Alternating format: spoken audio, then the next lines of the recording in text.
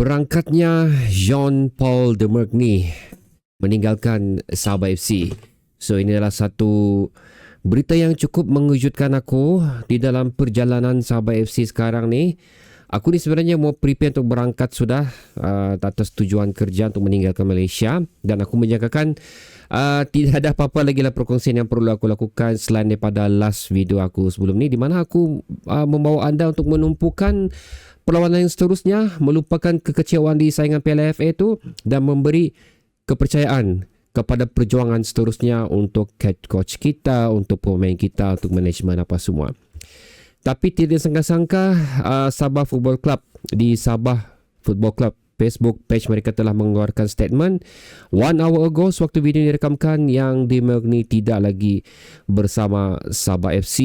Even beliau sendiri pun telah mengeluarkan video penerangan mengenai kenapa beliau meninggalkan Sabah FC lah. So basically is a family matter. Itu yang boleh dikatakan. Begitu juga dengan Scott Ollerenshaw, family matter juga. Aku tidak mau menimbulkan sebarang spekulasi, sebarang anggapan dahulu kenapa benda ni berlaku.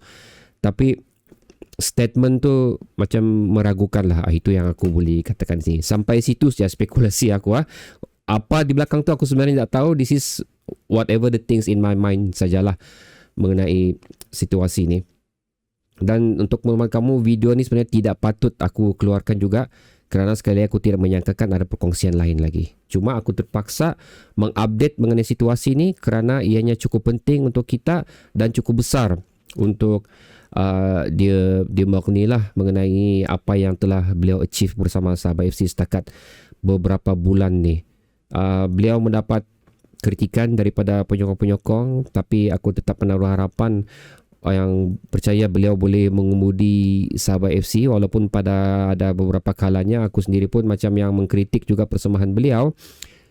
Tidak boleh dinafikan apa yang berlaku di awal musim tu memang tidak bagus, tapi kita tidak boleh lupakan juga kenapa benda tu berlaku, dan kita juga tidak boleh tolak tepi beberapa persembahan terakhir yang telah beliau berikan di atas kepercayaan juga lah yang diberikan oleh pemain-pemain Sabah FC, membuktikan yang Sabah FC ni masih relevan, masih mampu untuk bersaing di Liga Super. Aku believe given time, given opportunity, given trust, given player, aku rasa Demerkny sebenarnya lebih mampu untuk membawa Sabah FC lebih ke atas lah.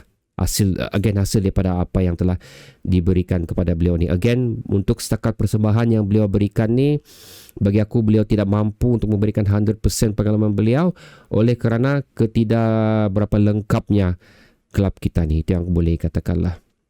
A big thank you. Again, aku tak boleh, there's no words lah to say untuk apa yang telah beliau berikan ni. A million thank you maybe yang boleh aku katakan. Aku tetap berterima kasih, tetap mengenang apa yang telah beliau berikan kepada kita. Dan again, terima kasih kerana membawa Sabah FC ke final Piala Malaysia, penantian selama 20 tahun lebih. The only coach yang berjaya membawa Sabah ke final selepas 20 tahun lebih adalah Jean-Paul Demerkny. Itu untuk beliau lah. Dan untuk kita pula, siapakah akan menggalas kursi tersebut? Sebelum aku bercerita tentang tu, ini semua pandangan aku salah. Sebelum aku pergi, ada yang mengatakan adakah beliau akan kembali bersama Sabah FC kerana yang dia ada statement dia lah yang dia akan kembali, will never leave the club. Sama juga statement apa yang diberikan oleh Scott Ollerenshaw, seolah-olah macam is written lah, macam okay, ini teks dia kamu baca. So itu saja.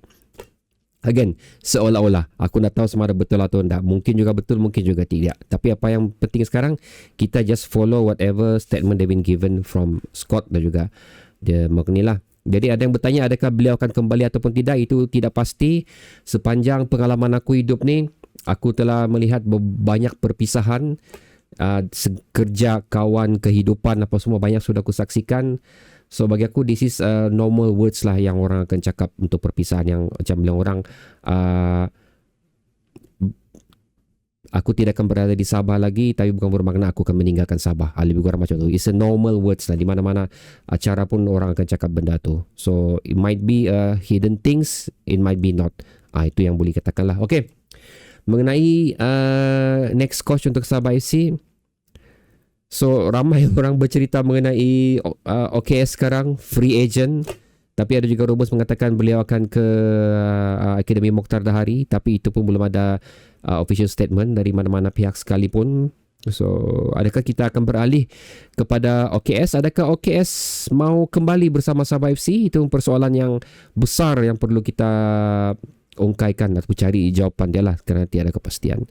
Cuma aku rasa sekarang ni aku menyatakan mungkin Alto Linus akan kembali mengemudi bahagian head coach Sabah FC secara interim ataupun tidak.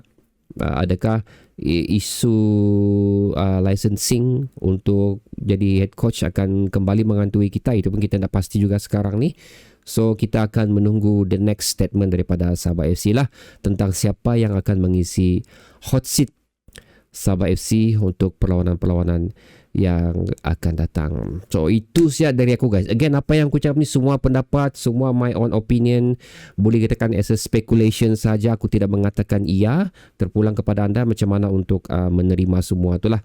So bagaimana pendapat anda tentang berita terbaru ni? Letakkannya di ruang komentar di bawah. Dan insyaAllah bertemu lagi video seterusnya. Assalamualaikum.